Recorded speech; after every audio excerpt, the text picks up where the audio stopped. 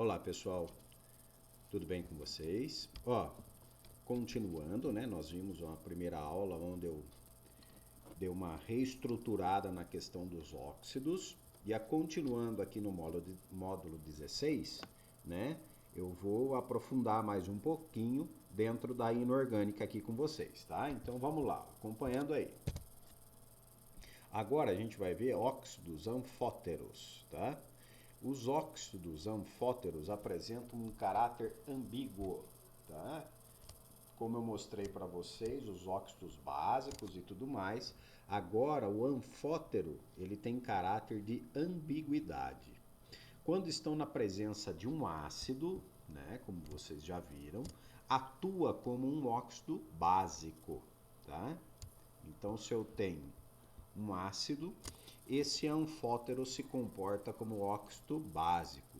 Já em contato com a base, ele comporta-se como um óxido ácido. Por isso, ambiguidade. Por isso, na química, usa o termo anfótero, tá?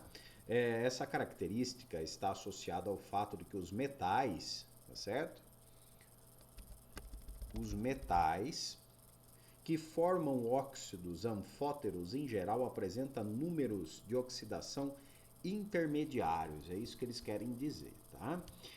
Nem tão baixos quanto aqueles dos óxidos básicos, nem tão altos quanto os dos óxidos ácidos, tá? Então, ele fica em meio intermediário, equilibrado.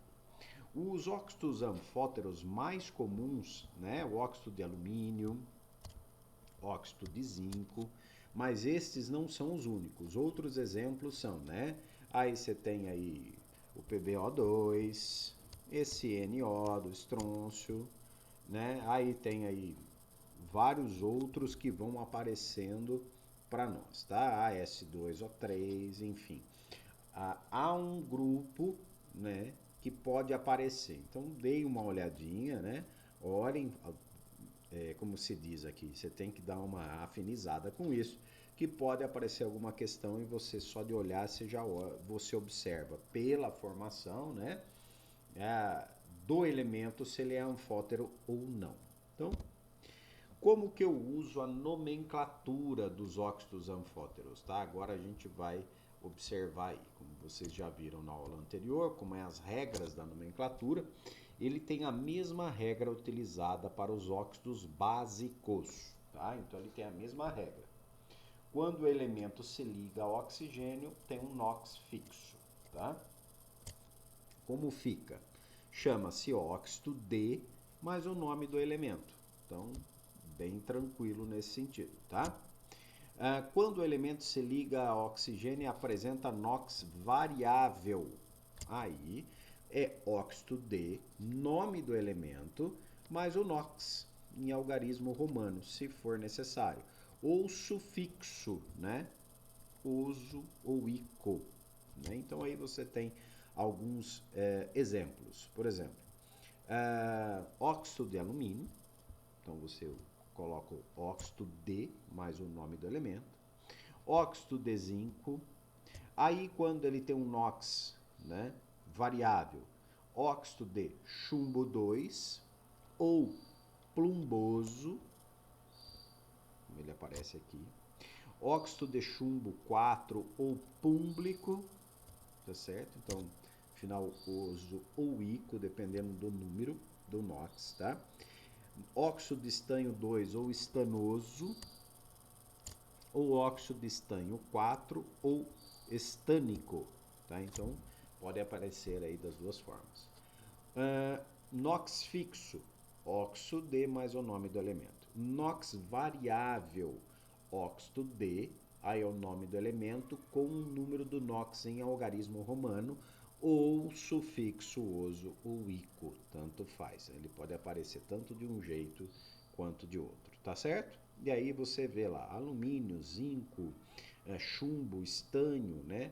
Ou o chumbo como plumboso ou púmblico, ou o estanho como estanoso ou estânico, tá certo? Então são as duas formas que podem aparecer. Óxido salino misto ou duplo, né? Esses óxidos são frutos da combinação, ele fala, da combinação de dois outros óxidos aí do mesmo elemento, tá? Então vai ter mais de um formando ele, né? Por isso salinos mistos ou duplos. Eles apresentam a forma geral, então é um X3O4, tá? E portanto é possível concluir que o elemento ligado ao oxigênio apresenta NOx médio igual a 8/3, tá? Então isso é uma regra, tá? Exemplos de óxidos salinos, né, são ferro, né, o óxido de ferro, encontrado no minério, magnetita e usado para a confecção de ímãs, né? E aqui, ó, o pumbloso, né, o chumbo, né, também aparece aqui.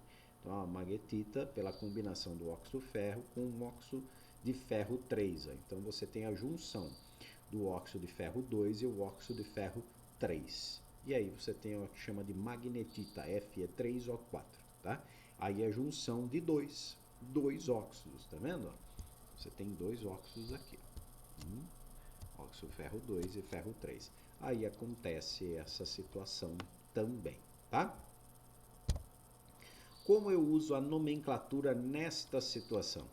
Né? Então, nesta situação, para dar nome a óxidos salinos é muito simples, basta escrever, tá? Então, você tem lá óxido salino D, mais o nome do elemento, tá? Então, um exemplo aqui, ó, como nós vimos, o Fe3O4 é o óxido salino ferro, nome do elemento. Óxido salino de chumbo, nome do elemento, tá certo? Reação que pode aparecer, tá?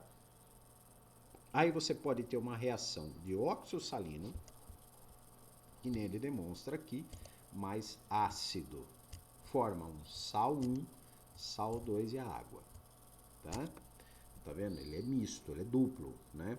Então, como os óxidos salinos, como ele fala, são formados pela combinação de dois óxidos, né? Nesse caso, de um mesmo metal, né? Então, você veja, de ferro ou chumbo, é o mesmo metal.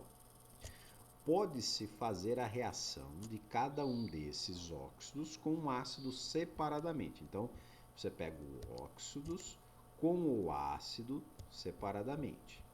E, em seguida, somar os dois processos. Então, ele pode aparecer dessa forma para obter a reação efetiva.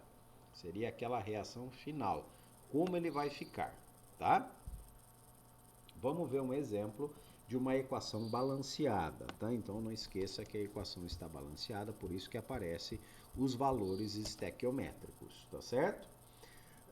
Para a reação entre o óxido salino, então eu vou usar um óxido salino de ferro e vou colocar junto com um ácido, o ácido nítrico, tá certo?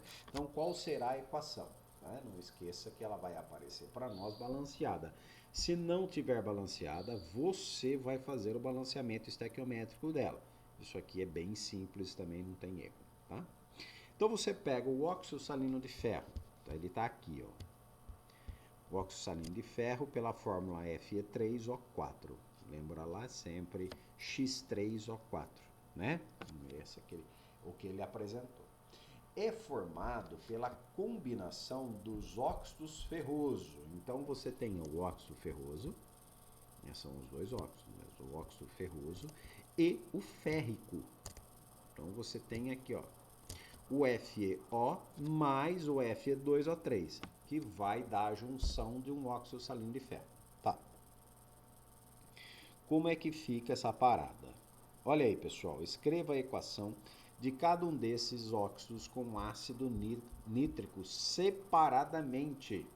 Então, como que fica? Então, vamos lá ver. Peguei um, tá?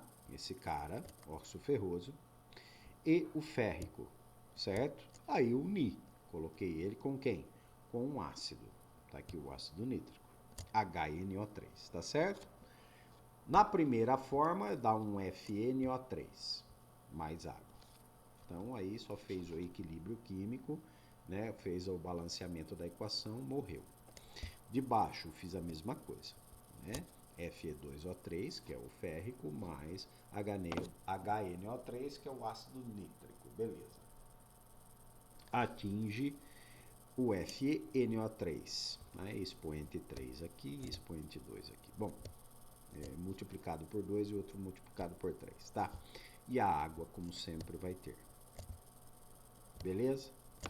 Muito bem. Como é que fica isso? Aí, por último, soma-se as duas equações escritas. Então, você só vai somar isso aqui a fim de determinar a equação que a gente chama de equação global, como vocês já viram, efetiva do processo. Como fica aqui? Então, agora você soma os dois, na hora que o Fe2O3 está aqui, ó. Simplesmente uma soma, tá? Mais o HNO3, que é o ácido nítrico. Aí vai dar o FeNO3, 2, mais FeNO3, 3, água. Tá certo? Sal 1, né? Não é isso? Sal 1, sal 2 e água. Ok? Como aparece aqui. E aí você finaliza a reação, se acaso for dessa forma, tá certo? Então você faz separadamente para a reação e depois soma-se as duas equações, aí você finaliza. Aí você tem o óxido salino de ferro mais o ácido nítrico sendo trabalhado, formando dois sais, o sal 1 e sal 2, mais a água. Perfeito, pessoal, tá? Então tá aí a segunda parte aí da parte de óxidos, tá?